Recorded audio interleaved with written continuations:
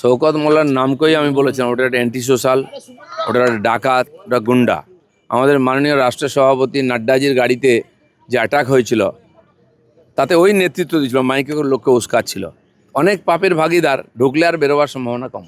গতকালই ছত্রভঙ্গ হয়েছে তৃণমূল কংগ্রেস, আসল তৃণমূল তৈরি হয়েছে। আর তারপরে আজ সকাল সকাল এনআইএ আধিকারিকরা পুলিশ এবং কেন্দ্রীয় বাহিনীকে সঙ্গে নিয়ে পৌঁছে গেলেন জীবনতলায়। প্রাক্তন তৃণমূল কংগ্রেস বিধায়ক শওকত মোল্লার বাড়ি এবং পার্টি অফিসে এই মুহূর্তে এনআইএ তদন্তকারীরা। সরাসরি আমাদের প্রতিনিধি আবির দত্ত রয়েছেন আমাদের সঙ্গে। আবির, এই মুহূর্তের ছবিটা আগে দেখতে চাইবো। এখনো পর্যন্ত এনআইএ তদন্তকারীরা কাকে কাকে জিজ্ঞাসাবাদ করলেন? আপনার বাবা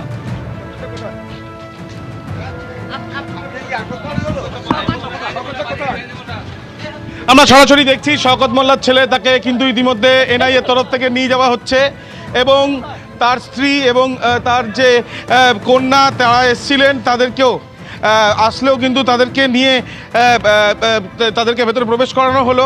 আমরা দেখছি এনআইএর অফিসাররা বাড়িতে তল্লাশি অভিযান চালাচ্ছেন একদল, এবং আরেক দুজন অফিসার তারা দেখতে পাচ্ছি যে তার যে ছেলে তাকে নিয়ে কিন্তু তারা গাড়িতে উঠলেন।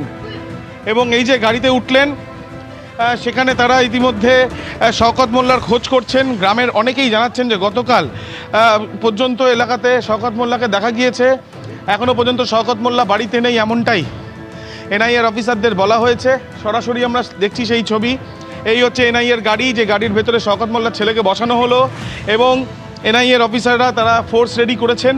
এবং তার সাথে আমরা যেটা দেখলাম যে আজকে তার বাড়ি এবং পাশে যে কার্যালয় সেখানে তল্লাশি অভিযান একইভাবে চলছে। এবং তার সাথে সাথে শওকত মোল্লার খোঁজ এখনও পর্যন্ত পাওয়া যাচ্ছে না। ভাঙড়ে যে বিস্ফোরণের ঘটনা, সেখানে একজন ব্যক্তির মৃত্যু এবং সেখানে তথ্য প্রমাণ লোপাট থেকে আরম্ভ করে যেটা অভিযোগ ওঠে যে সেখানে সম্পূর্ণভাবে পরিকল্পনা করে এই ঘটনা ঘটানো হয়েছিল, সেই ঘটনার তদন্তে শওকত মোল্লাকে জিজ্ঞাসাবাদের প্রয়োজনীয়তা রয়েছে বলে এনআইএর অফিসাররা মনে করেন।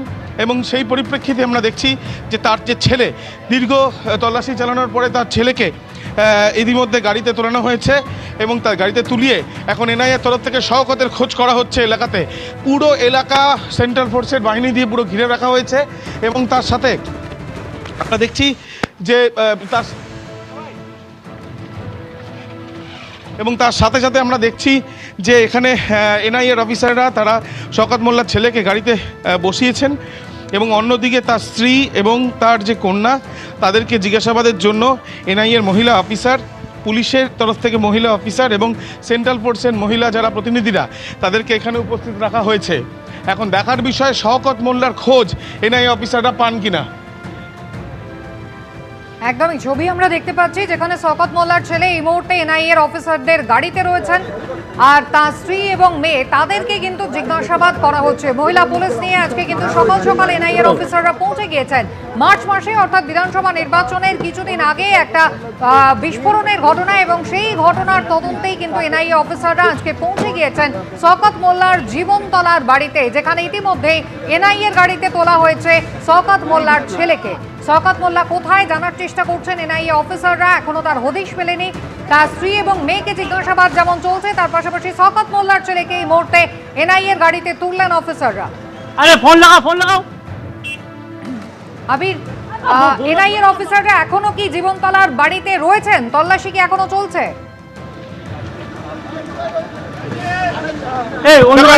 একসাথে আমরা দেখছি জীবনতলার বাড়িতে যেমন তারা রয়েছেন, তার সাথে সাথে আমরা দেখতে পাচ্ছি যে তারা এখন এনআইএর অফিসাররা যে শওকত মোল্লার ছেলে তাকে গাড়িতে বসিয়ে তারা নিয়ে যাচ্ছেন এবং শওকত মোল্লার খোঁজেই তাকে গাড়িতে বসিয়ে নিয়ে যাওয়া হচ্ছে, সেই ছবিটা কিন্তু দেখা যাচ্ছে।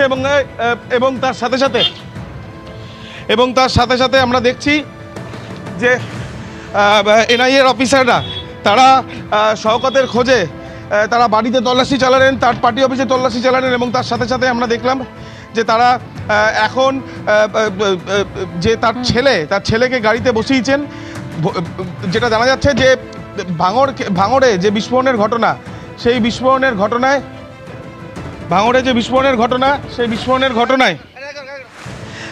শওকত মোল্লাকে তার যোগ আছে কিনা সেটা নিশ্চিত হওয়ার চেষ্টা চালানো হচ্ছে তাকে জিজ্ঞাসাবাদ করার জন্য।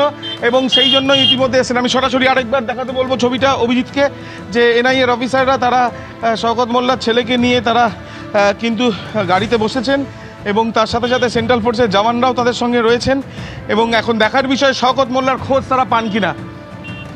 একদমই শওকত মোল্লার খোঁজ পাওয়া যায় কিনা সেই হদিশ কিন্তু ইতিমধ্যেই সকাল থেকে শুরু হয়ে গিয়েছে এনআইএ অফিসারদের। আপনাদের মনে থাকবে ক্যানিং পূর্বের একদা তৃণমূল বিধায়ক শওকত মোল্লা একেবারে দুর্দণ্ড প্রতাপ নেতা দক্ষিণ 24 পরগনার। এবার ভাঙড় বিধানসভা থেকে লড়াই করে পরাজিত হয়েছেন আর সেই শওকত মোল্লার জীবনতলার বাড়িতে পৌঁছে গিয়েছেন এনআইএ আধিকারিকরা। কবে শেষ দেখা গিয়েছে এলাকায় শওকত মোল্লাকে? একেবারে বাড়ির কাছে তার নির্বাচনী কার্যালয়ও রয়েছে, যেখানেও কিন্তু খোঁজ খবর শুরু করেছেন এনআইএ অফিসাররা। আমাদের প্রতিনিধি আবির দত্ত ঠিক কি দেখাচ্ছেন, ছবি দেখুন।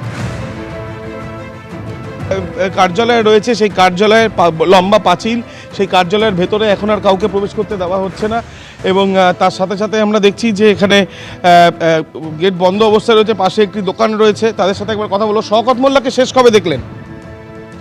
শওকত মোল্লাকে কালকে দেখা গেছিল? কালকে দুপুরে দেখেছিলাম। কোথায়?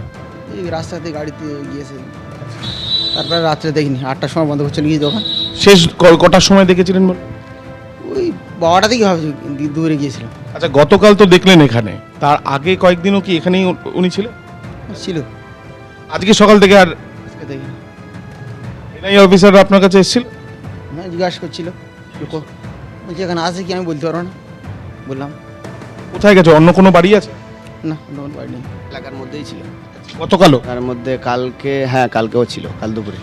তারপর থেকে আর দেখা যায়নি। ছেলে বলেছিল এদিক সেদিক ঘোরাঘুরি করছিল, কাল পর্যন্ত দেখেছি। এই কার্যালয়ের একজন ব্যক্তি, তাকে এখানে বসিয়ে রাখা হয়েছে। সেই ব্যক্তি এখানে রয়েছে বসে এবং সেন্ট্রাল ফোর্সের 2 জওয়ানকে আমরা দেখছি কার্যালয়ের সামনে। এবং একদিকে যেমন এই কার্যালয়তে আটকে রাখা হয়েছে যাতে কোনোভাবে কেউ এই কার্যালয়ের অন্য গেট ব্যবহার করে বাইরে না যেতে পারে, এবং এখানে একটি গাড়িও রয়েছে। এবং তার সাথে সাথে এই গাড়িটা কার? এই ওনার ছেলের। যেটা স্থানীয়রা জানাচ্ছেন এই গাড়িটা শওকত মোল্লার ছেলের।